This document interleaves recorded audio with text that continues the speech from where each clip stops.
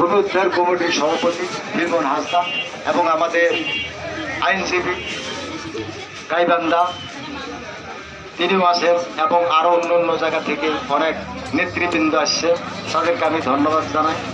এবং এখানকার উপস্থিত যারা জনসাধারণ, আজকে 1917 সাল থেকে না 17 সাল বোধ হয় 1705 সাল থেকে এই যে আদিবাসী আজ সারা বাংলাদেশে আজকে ভারতবর্ষে মনে করেন ভূমি সংস্কার করেছেন, যেমন পাহাড় কাটে বন জঙ্গল কাটে, এরা সমস্ত ভূমিগুলোকে উপযুক্ত মনে করেন 3 ফসলি উপযুক্ত ফসল তারা ভূমির অধিকার হিসেবে তারা সেই ব্রিটিশ থেকেই এরা ভূমিকে লালন পালন করতেছে। কিন্তু আজকে দেখা যায় যে আদিবাসীদের এই ভূমি থেকে উচ্ছেদের নামে সে 1917 সাল থেকে 1705 সাল থেকে এই পায়তারাগুলো চলতে আছে ব্রিটিশ সরকার থেকে, আমি জানি।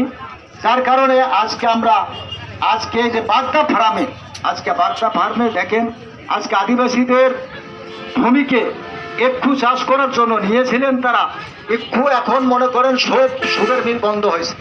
এই জমিটা ফেরত দিতে তাদের এত কষ্ট হচ্ছে, এটা ভাবতে অবাক লাগে। কারণ বিগত সরকার সে পায়তারা করতে করতে সে মনে করে বিভিন্নভাবে আজকে আমাদের 3 সাঁওতাল জীবন দিছে, তাদেরকে 3 জন জীবন মনে করেন দিয়েছে, জীবন নিছে এই ভূমি উদ্ধারের ভূমির কারণে।